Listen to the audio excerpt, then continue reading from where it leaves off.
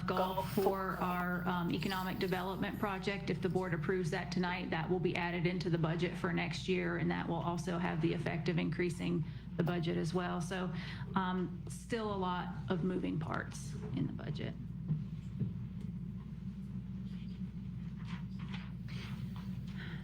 So we're going to look at two options for our general revenue collections, and we talked about at the first workshop. Our general revenue is our revenue that we can spend on any public purpose. So that's the main operating budget for the county. And at the board's direction, we were asked to look at, could we reduce our millage rate either by going to a rollback rate or some kind of a rollback plus CPI rate, and supplementing it with another revenue source. In this case, we'll talk about the increase to our public services tax to the PST. Option 2 would be to keep the same millage rate and not increase the PST for the time being.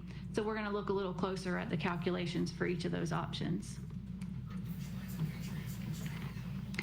We did receive our certification of values at $2,510,000. That's about $9 million more than our initial estimate of values is the final certification of values. $120 million or almost $121 million of that total value, property value, is new value from new development. So these were properties that were undeveloped last year.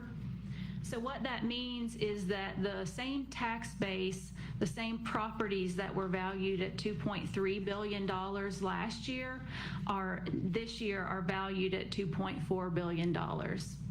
So that is a 4.6% increase, again, just on the same existing properties that we assessed last year, not counting the new growth.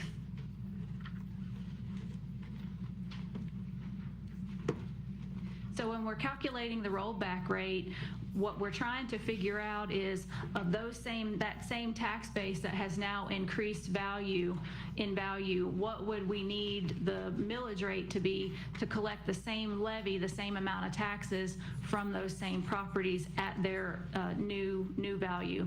So last year our total levy was $18,039,000 on a value of $2.3 billion. This year, those same properties are worth $2.4 billion. So to collect that same $18 million in revenue, our rollback rate would be 7.5494 mils. However, it was suggested that we should be looking at a CPI on our levy from last year, and that would be a truer representation of the cost to operate the government.